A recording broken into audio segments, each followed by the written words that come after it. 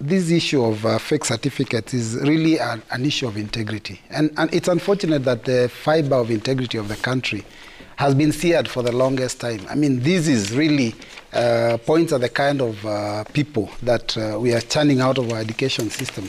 Remember, the first effect that this thing has is that it affects our education sector because it discourages the youth that are supposed to study so hard. You want to do so many years and get a degree in medicine. You want to get a degree in law. You want to get a degree to be an engineer. But people who haven't stepped in a classroom, in a university, can go to River Road and print out a certificate and are equivalent to you. 5-10 years of your life is wasted, you know. So that unfortunately discourages those that are, you know, following the law and going through the education system. Not to forget some that it goes further, because even those that go to schools, there is a lot of cheating into getting into the universities. There's a lot of cheating within the universities. So it's a bigger problem that, yes, we have fake certificates. We also go further to point out that we also have certificates that have been acquired fraudulently. They are coming from universities, but some of these students were probably not even studying. There are people, some that we know, that have gone to university at their old age, but they never had time to spend in classes. But they would have somebody maybe sitting for them, and when the time for exams comes, they'll probably get some leakage on the exams, and they would pass the exams. So it's a bigger problem.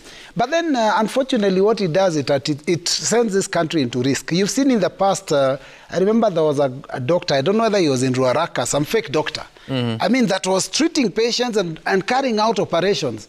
You know, that kind of situation can only exist in this country. I mean, it's unfortunate. I mean, then you can imagine that we remember one time we had a fake cop. I mean, the fella rose up to be almost an inspector of, you know, of police, walking around the streets. He never went through Kiganjo Training College. He probably didn't have any papers. But this fella was actually in the payroll. These are the kind of loopholes that we have to sort out. And then, you know, it also scares me when I imagine just a few days ago, we just buried our Chief of Defense Forces, who went down in an aeroplane crash, chopper crash. So the engineers that are taking care of our choppers and our planes, are they properly qualified? There's a lot of fear that, you know, this kind of conversation will have. But then it also sends me to ask the executive, does the executive also respect qualifications? And I'm saying this not just about the current executive, but even over the years. We have seen cabinet secretaries appointed who, and I remember this joke in Parliament, one of them had only one certificate. That was his birth certificate. And the fella was actually carrying out the role of a cabinet secretary. If the executive itself does not respect qualifications, what makes Kenyans looking for jobs respect them? What makes the youth respect qualifications? Even the current cabinet, and I am privileged to have sat in the vetting committee. There are members of that cabinet that do not have a university degree. And it seemed like it was not even a big issue. In fact, one of them... it's not a requirement. It's not a requirement, but you see, we are talking about qualifications. So if you are going to put people that are going to run the resources of the country, the trillions that this country has, and you do not pick people that are qualified, why do you insist that a junior officer has to have degrees, you know, and proper documentation? So that's where the problem is. Even the executive has to also show the respect for qualifications. But then let's go to the solutions. I have listened to the executive and what they have said.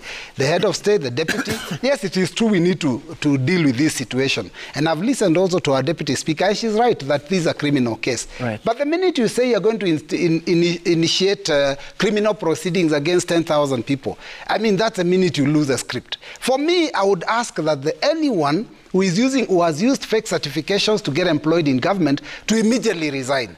And that we are going to give them a timeline within which now we are going to investigate. And if you are found still in office and you're holding those fake certificates, then you can be charged. So what does that mean? That some of them will quickly take the easy way out. And even when you keep saying that you're going to return all the money, somebody who's worked for 20, 30, 40 years, how is he going to be heavenly possible to return that money? It's not possible. So let's just give them time and tell them within 1 month or immediately resign. And if you are found in office and we find that you have fake certificates, then we'll charge you. So that people can take, you know, sometimes you provide some how do I call it, a soft landing so that you can get a solution. Because there are too many, Sam. The problem is there are too many. And thank God you are unable to ask what you wanted to. But then let's go to the problem we are having is that even when we take them to court, and this is where I'll finish, even when we take them to court, it has happened. You remember a governor in the last, the last political dispensation who was taken to court because he didn't have a degree, which is a requirement in law. And the courts confirmed that, yes, he does not have a degree. But they said he walks like a graduate, he talks like a graduate, he operates like a graduate. And they even further said that if for you to deal with this case, you should have brought this matter to IBC before he was even cleared. I mean, what does that mean? That even the court may not even be able to help us. So let's just give these people an opportunity to get out and charge those that remain in office.